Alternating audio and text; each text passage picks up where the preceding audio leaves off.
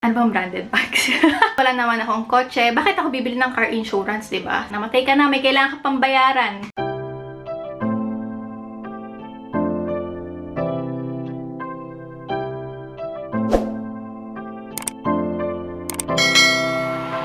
Hi guys! Welcome back to my channel. It's Algie. For today's video, we will be talking about money!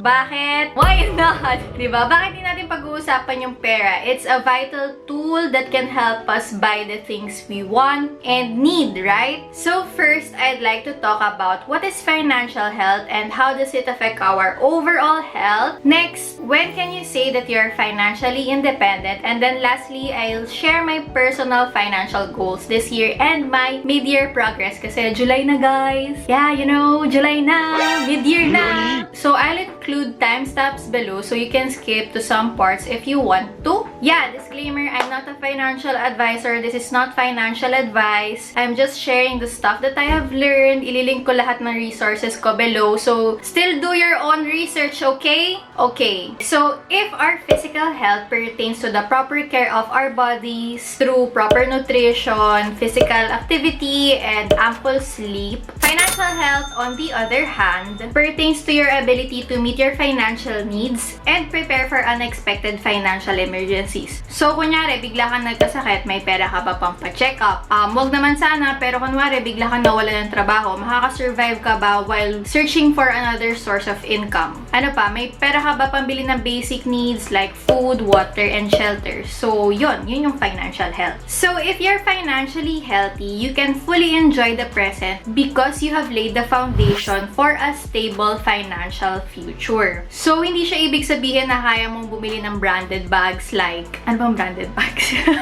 Louis Vuitton, ganyan. Or, hindi ibig sabihin na kaya mong maka-afford ng luxury cruise trip for a vacation every month. So, it's not about the luxuries. Although, of course, pwede mo naman gawin yun kung gusto mo at may pera ka, diba? But financial health is more about having a healthy relationship with your money and you're in control of your finances and it does not control you, okay? So, hindi ka nasa-stress when it comes to money kasi you know that you can meet your short-term and long-term goals. And you're ready to pay for things now and later, expected or not. Okay? Okay. So, now that we know ano yung financial health, bakit important na malaman natin ito and how does it affect our overall health?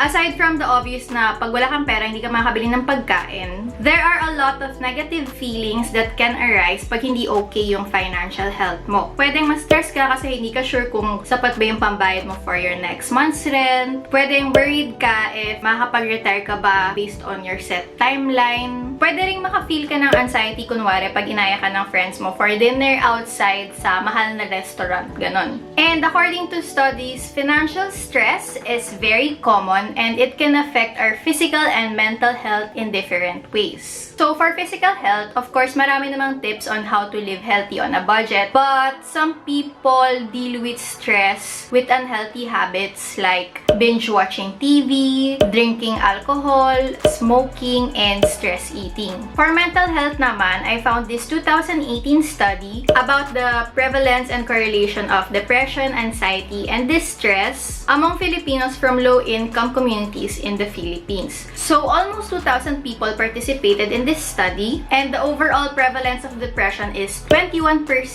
anxiety is 39%, and distress is 82%. So, ang daming nasa stress, guys. And the major source of distress is financial issues at 60%. So, maraming nasa stress and most of them is stress because of pera. And actually, itong percentage na to, most likely yung actual number is mas mataas pa. Kasi maraming unreported cases kasi hindi nagsisik ng medical help probably because of the stigma surrounding mental health disorders. Right? So, now that you know how it affects our overall health, hopefully you would want to improve your financial health. You can incorporate simple habits like making a budget and tracking your expenses for a start. And if you feel that your financial health is causing you stress or anxiety, I guess it would be better to find someone to talk to. So, maybe a friend, a financial advisor, or you can also seek for professional medical help for that. So, if you're doing steps now to improve your overall health, you might be wondering, when can I say that that I'm financially independent. So basically, the goal is to secure enough money para kaya mo mabayaran yung future expenses mo. And this category list of future expenses that you should prepare for is based from Pinoy Money Academy's Game of Wealth course, which I will be linking in the description box below. So the first category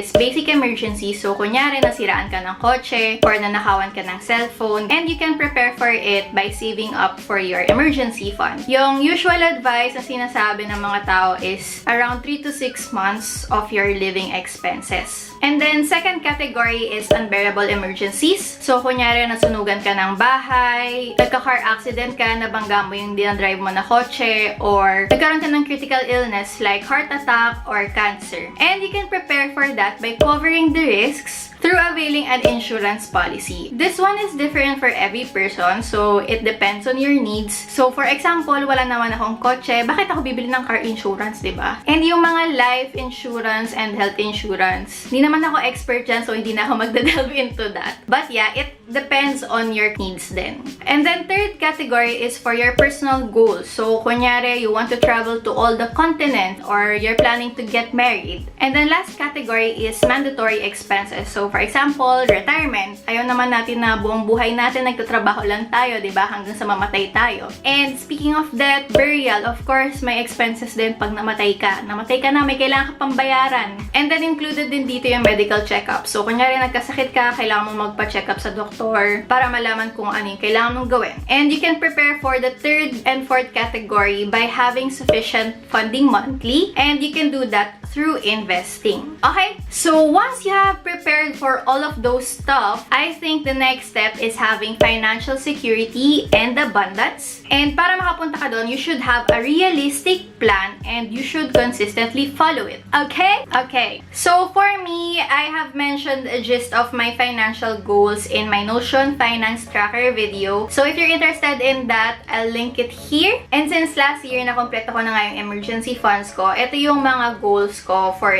this year. So, first is to get a critical illness insurance. Second is budget per month and stick to it. So, dito kasama na yung allocations ko for investments, savings ko with NJ, and wants for guilty-free spending. Then, lastly, meron akong goal net worth for this year. So, since mid-year na, kamusta na ba yung progress ko sa mga goals kong yan? So, first is nakakuha na ako ng critical illness insurance. So, if you're curious, yung kinuha ko is yung from Life, yung Critical Protect 100. Ito yung kinuha ko for now kasi nakapraning ako magkasakit and wala namang history sa family namin. Pero, of course, you'll never know what might happen. So, better to be prepared for that. And probably this one, dadagdagan ko pa in the future, depende. But right now, yun muna yung kinuha ko. And then for my second goal, yeah, I'm happy, very happy that I was able to stick with this, except for the month of June. If you're curious, ito yung allocation ng mga gastos ko for the first half of the year. So, malaki lang talaga yung gastos ko pag June kasi birthday ko. But, aside from that, consistent naman yung pag-allocate ko sa investments and yung savings ko with NJ. And then, lastly, for the net worth goal, di ko muna i-share kung magkano yung goal kong net worth. But basically, hindi on track yung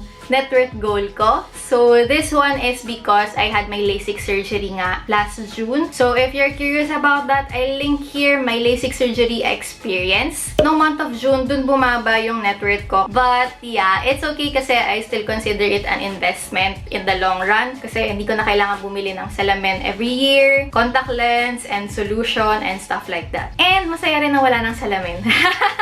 And yeah, I think that's pretty much it. I think I'm on track. And what's nice when you have mid-year checkups like this, or pwede rin monthly if you want, you can see if you're on track, you can know what's working and what's not. And from there, you can realign your goals if may kailangan baguhin and ano yung mga next steps na kailangan mong gawin. So in summary, what's really important is knowing the current state of your financial health. And from there, you can plan your next steps and yeah, just start. Just do it. So, as I always say to myself, slow progress is better than no progress. So, you just have to take that first step to improve your life. Of course, important, you have to make an effort and then the rest will follow.